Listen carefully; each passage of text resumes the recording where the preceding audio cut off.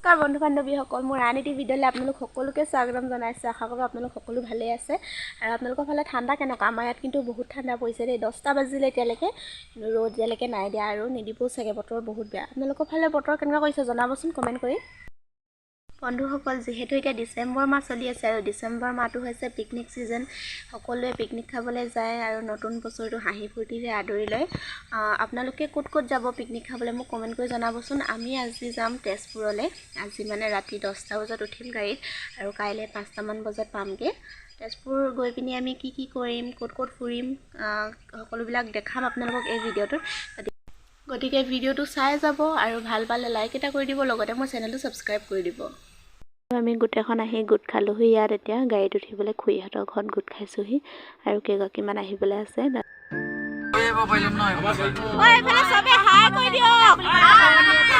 আমি ওলাইছো দেই তেজপুৰ।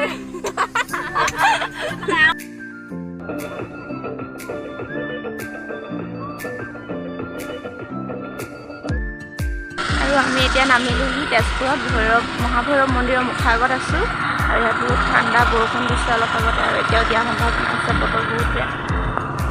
এইখনে হৈছে মহাভৈৰৱ মন্দিৰলৈ সোমাই যোৱা মেইন এণ্ট্ৰেঞ্চ গেট। আমি এইখনেদি সোমাই যাম এতিয়া। আৰু এতিয়া আছোঁ আমি মহাভৈৰৱ মন্দিৰৰ ভিতৰত আৰু ইয়াত আমি এতিয়া ইয়াতে থকা বাথৰুমত গা পা ধুই ল'লোঁ। ইয়াত পাৰ পাৰ্চন 20 ৰুপিজকৈ লৈছে গা ধোৱা। গা চা ধুলোঁ, তাৰপিছতে পূজা কৰি মেলি কিবা এটা খাওঁ, তাৰপিছত আৰু আগলৈ যাম ফুৰিবলৈ। আপোনালোকক চেষ্টা কৰি থাকিম, ভিডিঅ'টো চাই কৰি থাকক। আৰু এইটোৱে হৈছে মহাভৈৰৱ মন্দিৰ। এই মন্দিৰটো সেই সময়ৰ এজন মহাপ্ৰতাপী ৰজা বান ৰজাই নিৰ্মাণ কৰিছিলে আৰু প্ৰতিদিনে ইয়াত অগণন ভক্ত অহা যোৱা চলি থাকে।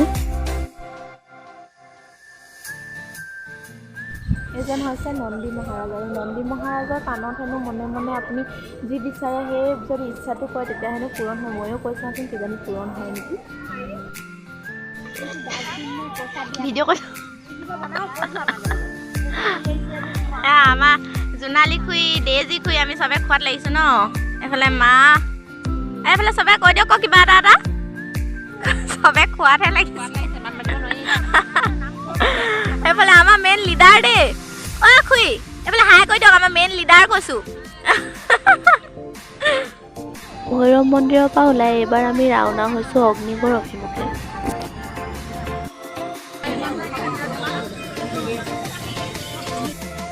আৰু এতিয়া আমি পালোহি অগ্নিগড়। ইয়াতে টিকেট কাটিব লাগিব ভিতৰলৈ সোমাবলৈ। আৰু এখন পূৰা পাহাৰ, শিল, ডাঙৰ শিল আৰু কিনাৰে কিনাৰে এইবিলাক চব দোকান দিছে। ধুনীয়াকৈ দোকানবোৰ এতিয়া দিছেহে, মানে ৰাতিপুৱা হৈছে যে খুলিছেহে। আৰু এইডোখৰ মানে গোটেই এৰিয়াডোখৰ পাহাৰ এৰিয়া, আপ ডাউন। আমি এতিয়া ডাউনৰ পৰা আপলৈ উঠি গৈ আছোঁ।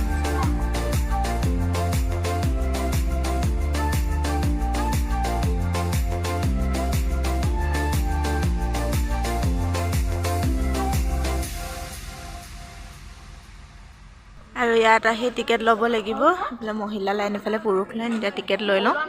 2টা টিকেট ল'লোঁ, এটা টিকেটত 30 টকাকৈ লৈছে। আৰু এতিয়া গৈ টিকেট, ইয়াত এজন মানুহ থাকে, তেওঁ চেক কৰিব টিকেট।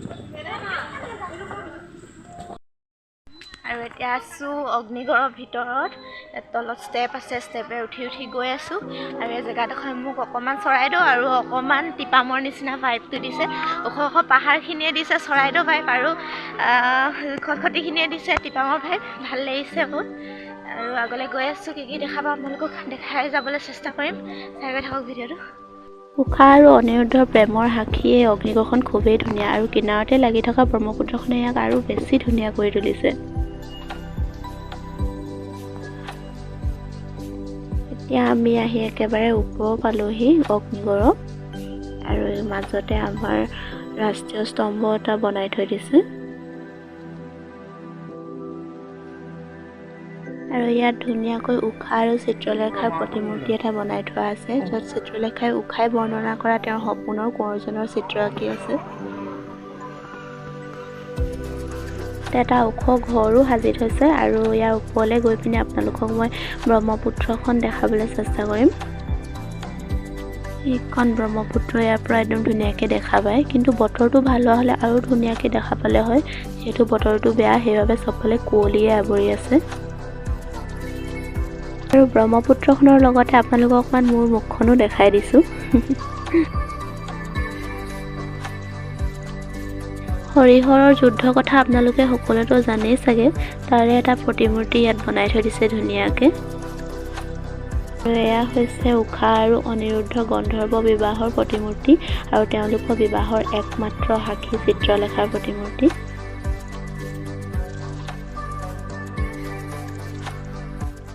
আৰু ইয়াত পাথৰবিলাকে পেইণ্ট কৰি ইমান ধুনীয়াকৈ গণেশ বনাই থৈ দিছে।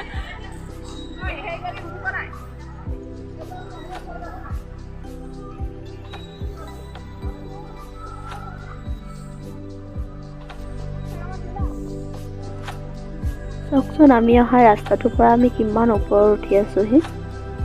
অগ্নিগড়ৰ গেটৰ বাহিৰত বহুতকেইখন ধুনীয়া ধুনীয়া পুতলা আৰু মণিহাৰী দোকানো আছিলে। মই মণিহাৰী দোকানখন দেখাবলৈ নহ'ল।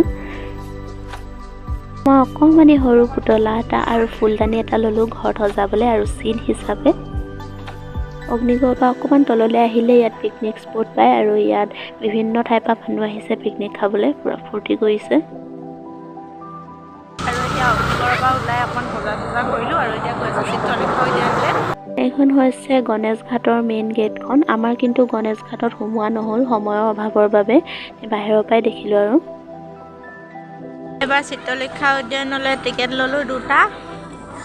ইয়াত টিকেট ল'ব লাগিব আপোনালোকে আৰু ইয়াৰ পৰা পূৰা এক পাক ঘূৰি ইফালে যাব লাগিব। এইখন হৈছে চিত্ৰলেখা উদ্যানৰ মেইন গেট। আমি এতিয়া এইফালে টিকেট লৈ ভিতৰলৈ সোমাই যাম। আৰু এইখনে হৈছে চিত্ৰলেখা উদ্যান আৰু ইয়াক কোল পাৰ্ক বুলিও জনা যায়। তেজপুৰৰ ভিতৰত আটাইতকৈ ডাঙৰ পাৰ্ক হয় এখন। ইয়াত বিভিন্ন ধৰণৰ সুবিধা আছে। উদ্যানখনৰ ভিতৰত এখন লেকো আছে য'ত আপোনালোকে পইচা দি পিনি ব'টিঙো কৰিব পাৰিব। আৰু লেকখন বহুত ধুনীয়া আৰু বহুত ডাঙৰো হয়।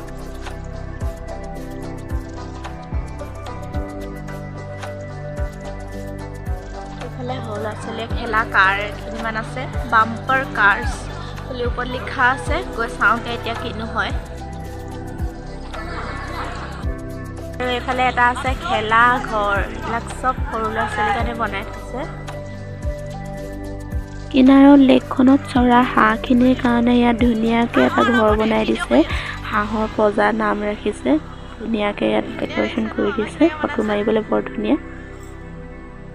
সময়ৰ নাটনিৰ বাবে গোটেই উদ্যানখন চোৱা নহ'লেই, মাত্ৰ কিছুমান চাবলগীয়া বস্তুৱে চালোঁ আৰু তাৰ পৰা ওলাই গুচি আহিলোঁ। চিত্ৰলেখা উদ্যানখনৰ নাম ঊষাৰ বান্ধৱী চিত্ৰলেখাৰ নামত ৰখা হৈছে আৰু ইয়াত চিত্ৰলেখাই অঁকা শিলত অঁকা বহুতো ছবি সংগ্ৰহ কৰি ৰাখিছে। আৰু এই শিলৰ ঘৰটোৰ ভিতৰত চিত্ৰলেখাই শিলত অঁকা এটা প্ৰতিমূৰ্তি ধুনীয়াকৈ সজাই ৰাখিছে। আৰু ঘৰটো গোটেইটো শিলেৰে গঠা, ইমান ধুনীয়া লাগিছে দেখিবলৈ। চিত্ৰলেখা উদ্যানখন সঁচাকৈ বৰ ধুনীয়া, ডাঙৰ আৰু বহুত চাফ চিকুণ আৰু ইয়াৰ পৰিৱেশো বহুত শান্ত। আপোনালোক সকলো আহিব ইয়াত ফুৰিবলৈ, বহুত ভাল পাব। আৰু এইফালে এটা ৱাটাৰ পাৰ্কো আছে। এতিয়া বন্ধ আছে বৰ্তমান, গৰম দিনত খুলি দিয়ে চাগে। তলত দুখনমান দোকান আছে। উদ্যানৰ পৰা ওলাই মই কেইটামান কমলা লৈ ল'লোঁ ঘৰলৈ আৰু এইটো ললিপপটো খুব ধুনীয়া লাগিছিলে, লৈ ল'লোঁ।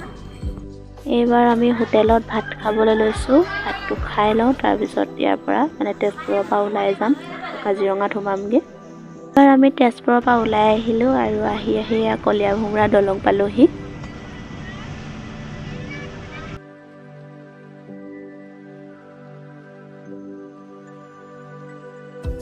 কাজিৰঙাৰ মাজেৰে আহি থাকোঁতে আমি বহুতো গড় আৰু হৰিণা দেখিছিলোঁ, কিন্তু ইহঁতক কেমেৰাত আবদ্ধ কৰিবলৈ নহ'ল। বৰ্তমান আমি আহিছোঁহি অৰ্চিড পাৰ্কত, সোমাইছোঁহি এতিয়া আহি পিনি। এইফালে চবফালে বজাৰ বহি আছে, বাঁহ বেতৰ পৰা আদি কৰি সকলো ধৰণৰ বস্তু ইয়াত পাব। কাপোৰ কানিও আছে, দেখাই আছোঁ আপোনালোকক। অৰ্চিড পাৰ্কৰ বাহিৰত বহা বজাৰখন সঁচাকৈ বহুত ধুনীয়া আছিলে। তাত বিভিন্ন ধৰণৰ বস্তু আছিলে, কাঠৰ খৰ্গ, হৰিণা পৰা আদি কৰি বাঁহ বেতৰ বস্তু সকলোবিলাকেই আছিলে। আৰু অৰ্চিড পাৰ্কত আমাৰ সোমাবলৈ নহ'ল, সময় কম আছিলে আৰু বাকী সকলো নোসোমাওঁ বুলি কোৱা দেখি ময়ো নোসোমালোঁ। চবে বাহিৰতে ফুৰিলোঁ আৰু কিবাকিবি বজাৰ কৰিলোঁ সকলোৱে।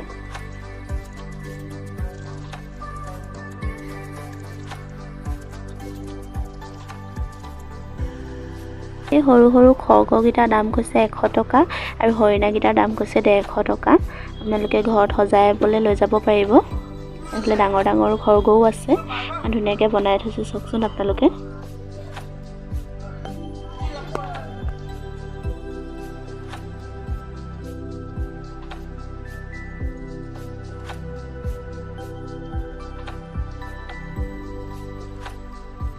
এইফালে আমাৰ ঘৰত বোৱা মেখেলা চাদৰ তেওঁলোকে সজাই থৈছে ধুনীয়াকৈ। আৰু এই ফ্ৰকটো চাওকচোন ইমান মৰম লাগিছে, মুগা কাপোৰ কাটি বনোৱা হৈছে সৰু ছোৱালী ফ্ৰকটো।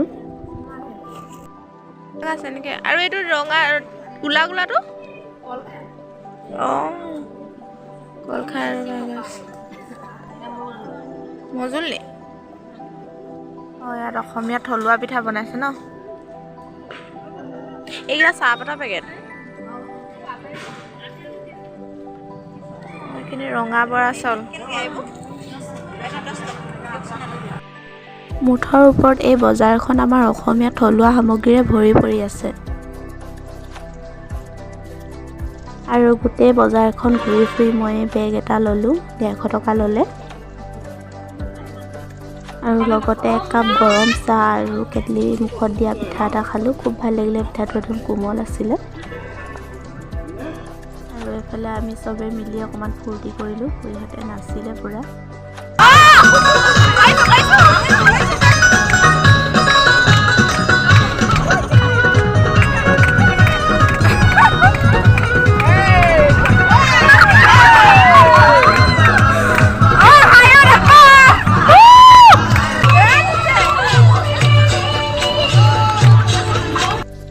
এনেকৈ ফূৰ্তি কৰি আমি প্ৰায় 10:30 বজাত ঘৰ সোমালোহি। আৰু আজি ভিডিঅ'টো ইমানতে সামৰিছোঁ। আশা কৰোঁ সকলোৱে আপোনালোকে ভিডিঅ'টো চাই ভাল পালে। ভিডিঅ'টো লাইক এটা কৰি দিব আৰু লগতে মোৰ চেনেলটো ছাবস্ক্ৰাইব কৰি দিব। ধন্যবাদ।